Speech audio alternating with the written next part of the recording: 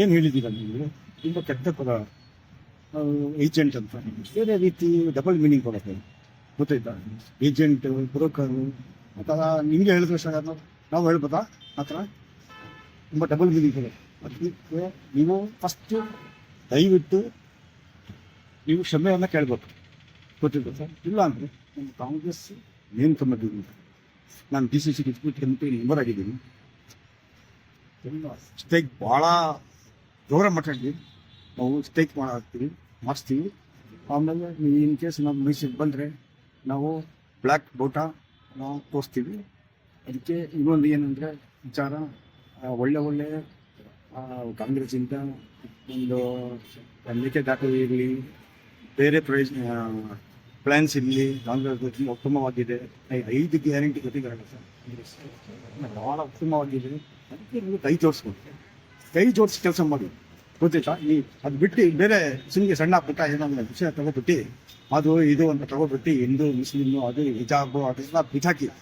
ಈಗ ಬೇಕಾಗಿರೋದು ಏನಿದೆ ಜನಗೆ, ಪೆಟ್ರೋಲ್ ಡೀಸೆಲ್ ಬೆಲೆ ಕಡಿಮೆ ಮಾಡಿಸಿ, ಸಿಲಿಂಡರ್ ಹೆಂಗೆ ಹೋಗಿದೆ ಇದೆಲ್ಲ ರೇಟ್ ಗೊತ್ತಲ್ಲ, ಎಲ್ರಿಗೂ ಗೊತ್ತು ಹೆಂಗಾಗಿದೆ. ಅದೆಲ್ಲ ಕಡಿಮೆ ಮಾಡಿಸಿ, ಅದೆಲ್ಲ ಬಿಟ್ಬಿಟ್ಟು ನೀವು ಇನ್ನು ಬ್ಯೂರೋಕ್ರಾಟ್ರು ಅದು ಇದು ಅಂತ ಹೇಳ್ಬಿಟ್ಟು ನೀವು ದೇಶಕ್ಕೆ ಫಸ್ಟ್ CM ಗೊತ್ತಾಯ್ತಾ ಕೆಲಸದಲ್ಲಿ.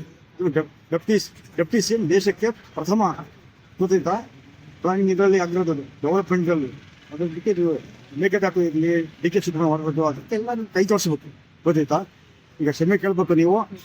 ಜಯ ಕರ್ನಾಟಕ, ಜೈ ಹಿಂದ್. ಸರ್, ಆಮೇಲೆ ಮೋದಿ ಅವರು ಪೆಟ್ರೋಲ್ ಕಮ್ಮಿ ಮಾಡಿ ಚಿನ್ನ ತಗೋಬೇಡಿ ಅಂತ ಹೇಳಿದ್ದಾರೆ, ಅದ್ರ ಬಗ್ಗೆ ಏನು ಹೇಳ್ತೀರಾ? ಇದು ನೋಡಿ ಸರ್, ಚಿನ್ನ ಕಡಿಮೆ ತಗೊಳ್ಳಿ ಅದು ಇದು ಅಂದರೆ ಈಗ ಮದುವೆ ಇರ್ತದೆ ಎಲ್ಲೋ ಎಷ್ಟೋ ಮನೆಯಲ್ಲಿ ಅಲ್ಲಿ ಇಲ್ಲಿ ಎಲ್ಲ ಕಡಿಮೆ ತಗೊಳ್ಳಿ ಅದು ಇದು ಅಂತ ಚೆನ್ನಾಗಿ ಸರಿ ಹೋಗಿಲ್ಲ. ಈಗ ನೀವು ಇನ್ಫಾರ್ಮೇಶನ್ ಕೊಡೋದು ಬದಲಿ ನೀವು ಏನು ಮಾಡ್ತಾ ಇದ್ದೀರಾ? ದೇಶಕ್ಕೆ ನೀವು ಅದ್ರ ಬದಲಿ ಏನು ಮಾಡ್ತಾ ಇದ್ದೀರಾ? ಅದಕ್ಕೆ ಏನು ಮಾಡಬೇಕು ನೀವು? ಅದು ಕೊಡ್ಬೇಕು. ನೀವು ಪ್ರೈಮ್ ಮಿನಿಸ್ಟರ್ ಆಗೋದು ಬದಲಿ ನೀವು ಇನ್ಫಾರ್ಮೇಶನ್ ಮಿನಿಸ್ಟರ್ ಆಗಿಬಿಡ್ತೀರಾ.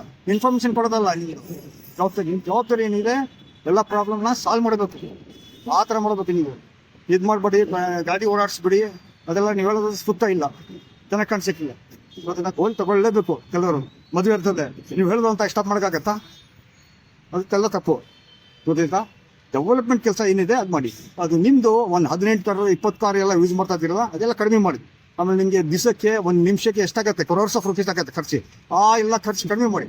ವಿದೇಶಕ್ಕೆ ಹೋಗೋದು ಖರ್ಚೆಲ್ಲ ಕಡಿಮೆ ಮಾಡಿ, ಗೊತ್ತಾಯ್ತಾ? ಅದೆಲ್ಲ ಖರ್ಚು ಕಡಿಮೆ ಮಾಡಿ. ಆಮೇಲೆ ನೀವು ಹೇಳಿ ಜನಗೆ, ಆಮೇಲೆ ನೀವು ಜನ ನಾವೆಲ್ಲ ಇದಾಗತ್ತೆ, ಅಕ್ಸೆಪ್ಟ್ ಆಗುತ್ತೆ. ಇಲ್ಲಾಂದ್ರೆ ಆಗೋದಿಲ್ಲ ಅದು. ಜೈ ಹಿಂದ್, ಜೈ ಕರ್ನಾಟಕ.